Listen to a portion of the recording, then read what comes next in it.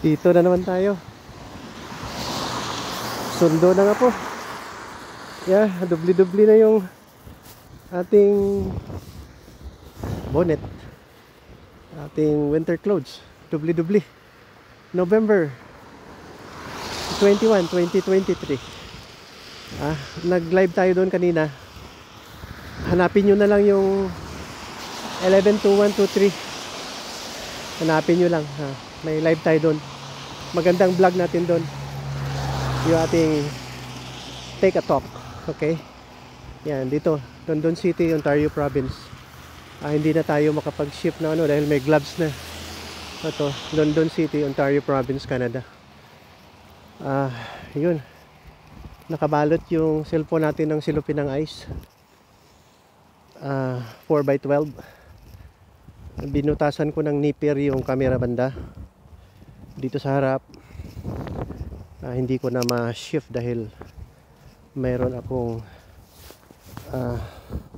gloves, so hindi sensitive ang gloves, ang cellphone. Kaya dito muna tayo. Medyo mga malamig na nga no? Kaya lang, nevertheless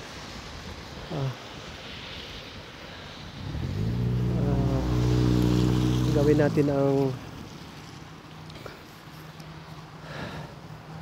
yung tinatawag na vlogging.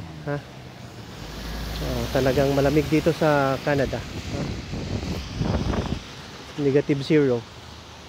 So yan ang aking attire. Yan.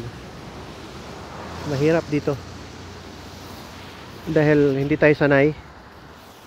So tatlo ang aking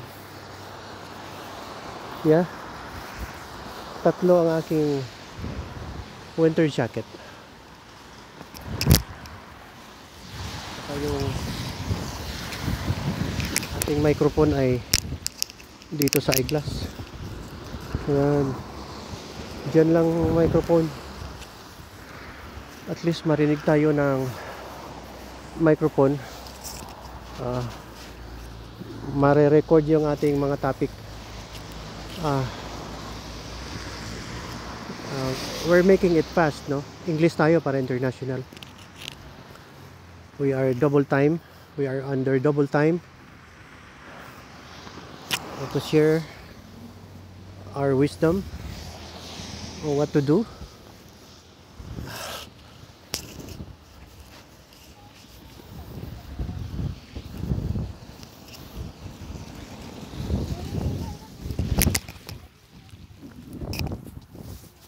Because we are under siege. Yeah. We are under siege by those hostile people who believe that their God is protecting them, even though they're not doing the right thing against human being. Maybe I have to look for a position where there's no wind,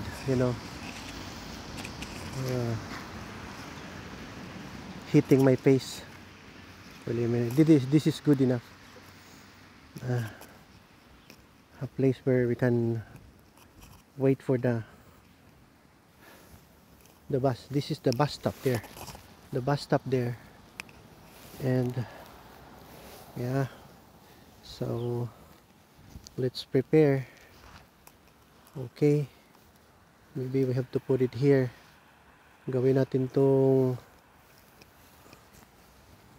yan. Malamig masyado dito Yan siguro. Basta hindi lang mahulog yung cellphone. Yan siguro, ganda Mamaya na lang. Diyan na lang yung cellphone mamaya. Wala tayong magawa talagang malamig dito. Wala pa yung ibang tao na magsundo din ng kanilang anak. Pwede din tayo balik doon sa pwesto natin habang naghihintay. Dito lang tayo muna.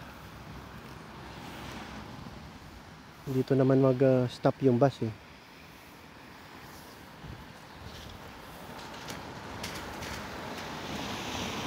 Upo tayo. Hey, lakas ng tubig oh. Hindi nagbi-brake. Dahan-dahan sa daan dahil yan, mayroong mga lubak-lubak dun. May tubig kasi umuulan. Dito na lang tayo uli. Hindi naman malakas hangin eh. Dito tayo tago. First 5 minutes siguro dito tayo banda oh. Walang hangin dito. Yan, dito tayo sa likod ng pader ng bahay. Hindi ko na alam kung kailangan ba nating tanggalin tong isang gloves. Yeah. Wala dito, hindi makikita eh. Yun, malayo oh. Ang bus doon malayo pag nakaupo tayo. Hindi bali. Dito banda kasi malamig. Ayan oh. Malamig ang hangin dito. So sinasabi ko, nagluluksa to eh. Wala na silang dahon.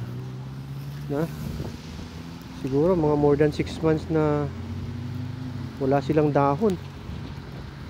No? Pag nag-April naman, barely 6 months from now, yun, may dahon na naman, springtime. Yeah. Ganun yan dito. Yeah. Salamat ha sa pakikinig. Yung ating cellphone may nakabalot ng yung balot ng ice candy sa atin. Yung 4x12 na ice candy.